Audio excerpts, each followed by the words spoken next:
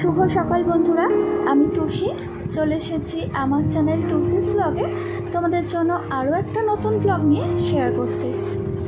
আশা করছি কাছে দূরে দেশ ও দেশের বাইরে যে যেখান থেকে বসে এই মুহূর্তে আমার ভিডিওটা দেখছো তোমরা সবাই ভালো আছো, সুস্থ আছো, আর তোমাদের ভালোবাসায় আমিও ভালো আছি।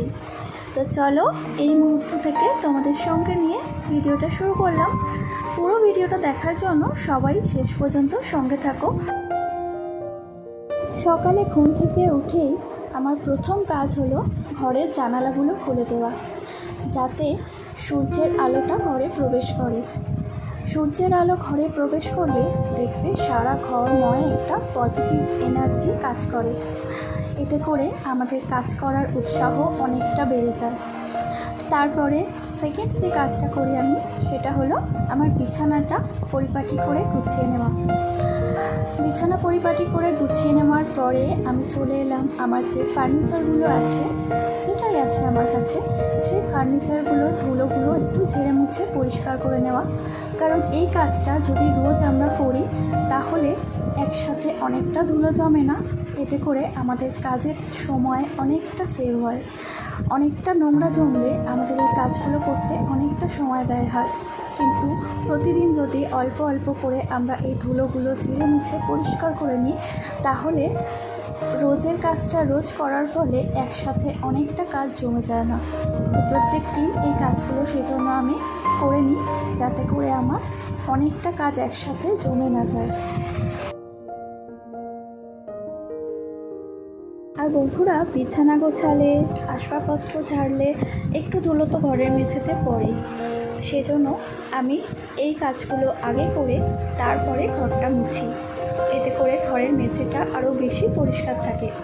অনেক সময় কি হয়, ঘর মোছার পরে যদি আমরা এই ধুলো ঝাড়া মোছার কাজগুলো করি, তখন আবার ঘরের মেঝেটা ধুলো ধুলো হয়ে যায়, দ্বিতীয়বার করে আবার মুছতে হয়। কিন্তু একবারেই যদি আমরা ঝাড়া মোছাটা করে নিয়ে তারপরে ঘরটা মুছি, এতে করে আমাদের সময় অনেকটা সাশ্রয় হয় আর আমাদের পরিশ্রমটাও অনেকটা কম হয়।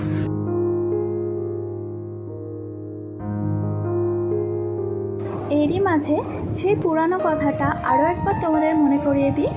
তোমরা যারা এই পর্যন্ত আমার ভিডিওটা দেখেছ অথচ একটা লাইক করতে ভুলে গিয়েছ, তোমাদেরকে বলছি প্লিজ একটা লাইক করে দিও বন্ধু। আর একটু আমার পাশে থেকো, একটু আমাকে সাপোর্ট করো আমার স্বপ্ন পূরণ করতে আর আমার এই স্বপ্ন পূরণের পথে এগিয়ে যেতে। আর যদি কোনো নতুন বন্ধু আমার চ্যানেলে আজকে ভিজিট করো, তোমাদের যদি আমার ভিডিওর কোনো অংশ ভালো লেগে থাকে তাহলে অবশ্যই আমার চ্যানেলটা সাবস্ক্রাইব করে আমার পাশে বন্ধু হয়ে থেকে যেও। অলরেডি যে সমস্ত বন্ধুরা আমার চ্যানেল সাবস্ক্রাইব করে আমার পাশে রয়েছো, আমাকে সাপোর্ট করছো, তোমাদের সবাইকে অনেক অনেক ভালোবাসা।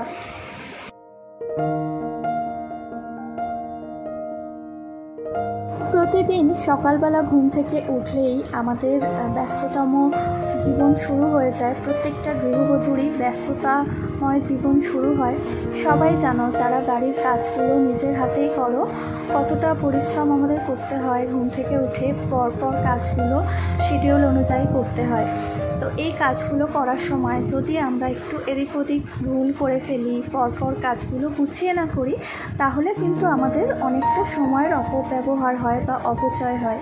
কিন্তু এই একই কাজ যদি আমরা শিডিউল মেনটেন করে পরপর সাজিয়ে গুছিয়ে নিয়ে করি, তাহলে আমাদের সময়টাও অনেকটা সাশ্রয় হয় আর আমাদের পরিশ্রম কিছুটা হলেও কমে।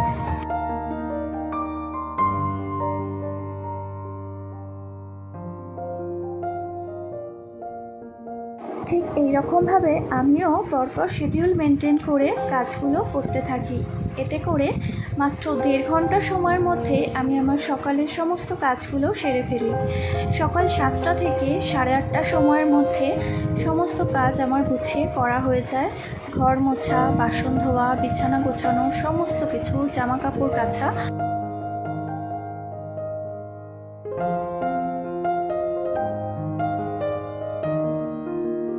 আমরা যেহেতু পৌরসভা এলাকায় থাকি, তাই আমাদের এখানে পানীয় জলটাও একটা টাইম মেনটেন করে দেওয়া হয়। সকাল বিকাল একটা নির্দিষ্ট সময়ে জলটা দেওয়া হয়, আর সেটাও হচ্ছে আমার এই ব্যস্ততম সময়ের মধ্যেই পড়ে।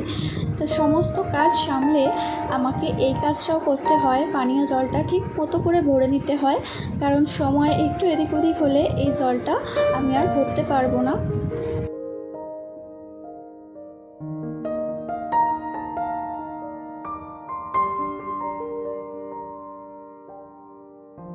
আমার মতো সাধারণ গৃহবধূ যারা আছে তারা প্রত্যেকেই জানে যে আমরা আমাদের সংসারটাকে সামলে রাখার জন্য কতটা পরিশ্রম করি আর কতটা কষ্ট করি।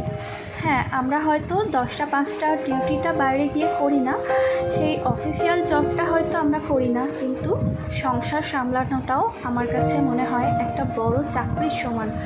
সেই কাজটা আমরা প্রতিনিয়ত করি, আমরা প্রত্যেকজন গৃহবধূ এই কাজটা করি বলেই আমাদের সংসারের মানুষগুলো বাইরে গিয়ে নিজেদের কাজটা ঠিক সময় মতো সামলাতে পারে।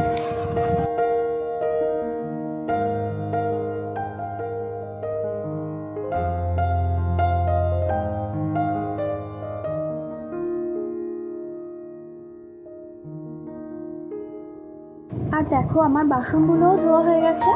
এখন আর একটাই কাজ বাকি আছে, সেটা হলো এই জামা কাপড়গুলো যেগুলো রোজের কাচার জন্য রেগুলার ইউজের জামা কাপড় আমি রেখে থাকি, সেগুলো একটু হালকা সাবান জল করে আমি প্রত্যেক দিন কেচে নিই।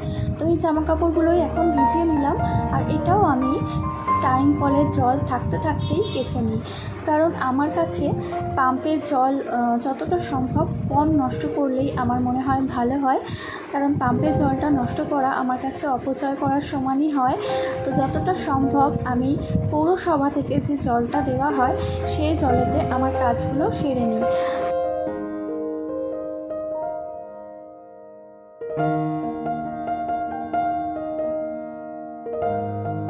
সংসার ছোট হলেই যে সেই সংসারের কাজ অনেক কম হয়, আর বড় হলে সেই সংসারের কাজটাই বেশি হয়, এরকম ধারণাটা মনে হয় ভুল ধারণা। কারণ আমি জানি আমার নিজের সংসারটা অনেকটা ছোট, কিন্তু এখানে কাজ করার মানুষ বলতেও আমি একাই, আমাকে একাই সব দিকটা সামলাতে হয়, একার হাতে সব দিকটা লক্ষ্য রাখতে হয়। সেই হিসাবে আমার মনে হয় যে ছোট সংসারের চাপও কিন্তু কিছু কম হয় না, যেহেতু একাকেই সব দিক সামলাতে হয়। আর বড় সংসার হলে সেখানে কি হয়, একজনের বদলে দুজন, না হলে 3 জন থাকে সেই সংসারের কাজগুলো সামলানোর জন্য। তবে ছোট সংসারে একটা মানুষের ওপরেই সমস্ত দায়িত্ব থাকে। তো সেই হিসাবে আমার মনে হয় যে ছোট সংসারের কাজের চাপ বোধহয় একটু হলেও বেশি হয়।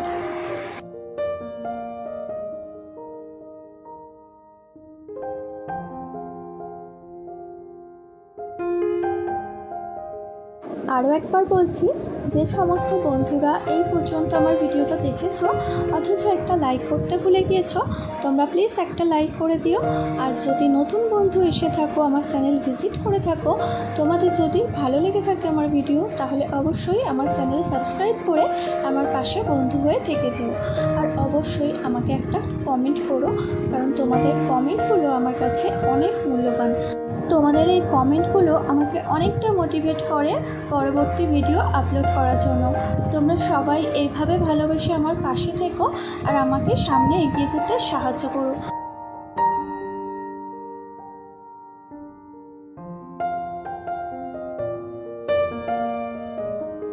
তো চলো বন্ধুরা, আজকের ব্লগটা আর বেশি বড় করলাম না, এখানেই শেষ করলাম।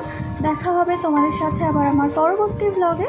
ততক্ষণ পর্যন্ত সবাই খুব ভালো থেকো, সুস্থ থেকো, আর এই প্রচণ্ড গরম থেকে মুক্তি পাওয়ার জন্য বা এই প্রচণ্ড গরমে নিজেকে সুস্থ রাখার জন্য বেশি বেশি করে জল খেও, নিজের খেয়াল রেখো। চলো টাটা, সবাই ভালো থেকো।